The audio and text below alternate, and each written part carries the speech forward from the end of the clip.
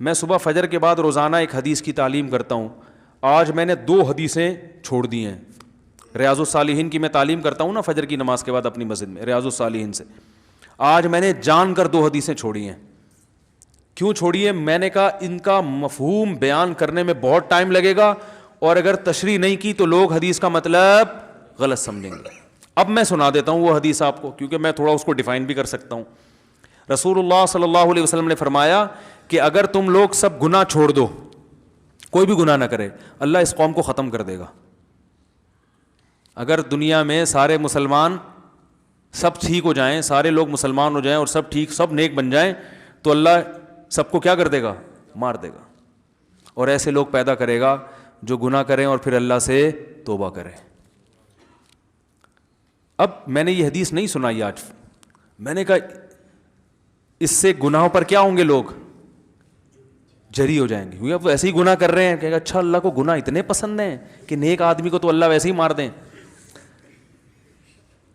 بھائی اگر اللہ کو گناہ پسند ہوتے تو اللہ گناہگاروں کو جہنم میں ڈالتا ہے. بھائی یہ اصل میں توبہ کی فضیلت پر ہے, یہ گناہ چھڑوانے کے لیے ہے, کیونکہ گناہ تو کوئی نہ کوئی کسی نہ کسی درجے میں کر ہی رہا ہوتا ہے نا. تو ان کو تسلی دی جا رہی ہے کہ بھائی توبہ اتنی بڑی نیکی ہے کہ اللہ کو اس زمین پر توبہ والی نیکی بھی چاہیے. سمجھ آ رہی ہے بات؟ تو اگر کسی سے گناہ ہو گیا تو مایوس نہ ہو, توبہ کر کے توبہ والی نیکی کا آپشن اس کے پاس ہے. اور یہ نیکی اللہ کو اتنی محبوب ہے کہ دنیا میں اگر یہ نیکی ختم ہو گئی, توبہ والی نیکی, تو اللہ کو ایسے لوگ پسند ہے ہی نہیں. اللہ تو چاہتے ہیں کہ گڑ گڑاؤ میرے سامنے تاکہ مجھے معاف کرنے میں مزہ بھی تو آئے نا. رحمت تو جب ہی ظاہر ہوگی جب تمہاری حرکتوں کی وجہ سے جہنم واجب ہو چکی تھی, مگر میں اپنی رحمت سے اس کو معاف کر دوں. تو مزہ آتا ہے مجھے معاف کرنے میں. وہ معاف کرنے کا مزہ جب آئے گا جب غلطی بھی تو ہو تم سے. غلطی نہیں ہو رہی, سارے نیک نیٹ کلین بولیں گے اللہ ہم تو اتنے اچھے تھے, ہمیں تو ایسی جنت میں بھیج. کیا خیال ہے بھائی؟ باپ رحم دل ہے, کیا مطلب؟ بیٹے سے غلطیاں ہوتی ہیں اگنور کرتا ہے, تب بیٹا تعریف کرے گا یار میرا ابا بہت اچھا ہے. اگر آپ صبح شام ابا ابا کرتے رہتے ہو, ہر وقت ابا کی خدمت میں, ابا کے پاؤں دبا رہے ہو, ابا کی شلوار استری کر رہے ہو, ابا کی قمیض استری کر رہے ہو, ابا کی پگڑی استری, اگر پگڑی پہنتے ہیں, آج کل کے ابا پگڑیاں کہاں پہنتے ہیں, تو پینٹ استری کی آپ نے ابا کی, سارا خیال ہر وقت ابا میرے ابا میرے ابا. تو ابا نے بھی آپ سے ذرا تمیز سے بات کر لی, میرا بیٹا بہت اچھا. تو آپ بولے کہ بھائی ہم بھی ابا کے ساتھ اتنے اچھے ہیں تو ابا بھی ہمارے ساتھ ظاہر اچھا ہی. آج کل کون ابا کے ساتھ اچھا ہوتا ہے؟ تو میں جب اتنا اچھا ہوں تو ابا کا اتنا حق تو بنتا ہے کہ ہمیں بھی ابا اپریشیٹ کرے. لیکن آپ نالائق, اور باپ ہر جگہ آپ کے آگے آ کے کھڑا ہوتا ہے, کہہ رہا ہے بھائی نالائق ہے لیکن ہے تو اپنا ہی نا. کیا خیال ہے؟ پھر آپ میں اگر غیرت ہوگی تو آپ باپ سے محبت کرو گے, یار ابا نے میری بڑی بڑی غلطیوں کو معاف کیا, آج میں اگر اس اسٹیج پہ پہنچا ہوں تو میری غلطیوں پہ ابا نے پردہ بھی ڈالا ہے, مجھے لوگوں کے سامنے ذلیل بھی نہیں کیا. جب لوگوں کے ساتھ آتا ہوں تو تعریف کرتے ہیں میرا بڑا ہونہار بیٹا ہے, حالانکہ مجھے پتا ہے میں کیسا ہوں. ایک وقت آئے گا آپ کا دل ابا کے لیے پگھل جائے گا. تو اللہ پتہ ہے کیا چاہتے ہیں بندوں سے؟ اللہ کہتے ہیں یار نماز بھی پڑھو, روزہ بھی رکھو, سب کچھ ہے, لیکن پہلے محبت تو کرو. یہ خشک نمازیں نہیں چاہیے اللہ کو, یہ خشک روزے نہیں چاہیے. اللہ کو چاہیے اللہ کی محبت میں دھڑکنے والا دل. وہ دل جب ہی دھڑکتا ہے جب انسان سے اگر گناہ ہو جائے اور اسے پتا ہے میرے لیے جہنم کی آگ ہے, گناہ ہے, میرے پاس کوئی آپشن نہیں ہے, اللہ سے گڑ گڑاتا ہے اللہ معاف کر دے معاف کر دے. تو اللہ کو اتنا مزہ آتا ہے کہ بھائی سزا بنتی تھی مگر میں کیا کر رہا ہوں, معاف کر رہا ہوں اس کو. تو یہ شان جب ہی ظاہر ہوگی جب گناہ بھی تو ہو.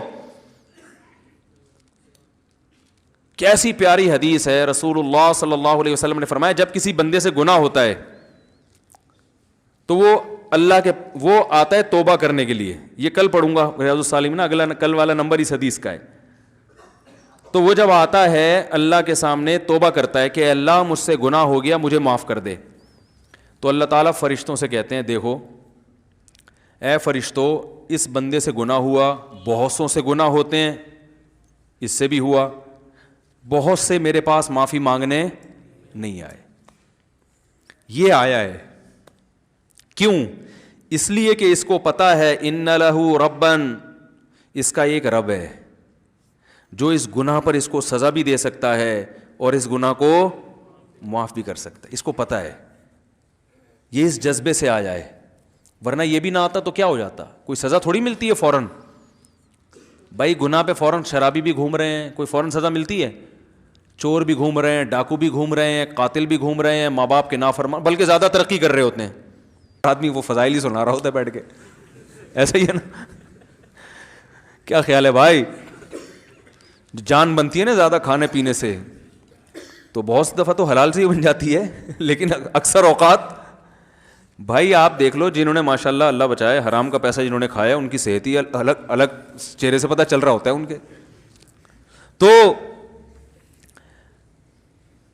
کتنے لوگ ہیں اللہ تعالیٰ فرشتوں سے کتنے لوگ ہیں گناہ ہوتے ہیں، یا تو فوراً سزا مل رہی ہوتی ہے نا، پھر تو سارے آ جاتے ہیں، سب کو پتہ ہے اب سزا ملنے والی ہے، سب گرفتاریاں دے رہے ہوتے اللہ کے پاس آ کے، اللہ مار دے، اللہ سزا دے دے.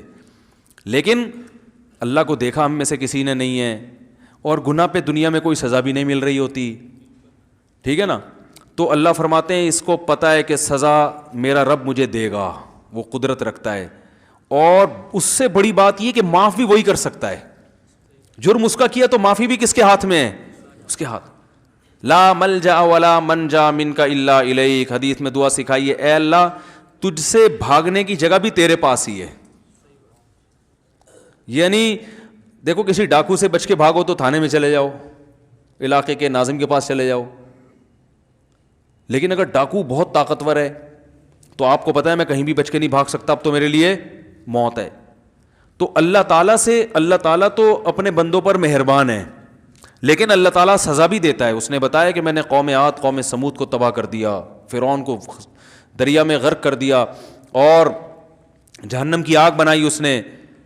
لیکن اللہ تعالیٰ جب دشمنی پہ آئے تو وہ ایسا ہے کہ اس سے آپ بھاگ نہیں سکتے، تو اب اسی کے پاس آ کے آپ کو اسی کے پاؤں میں گرنا پڑے گا.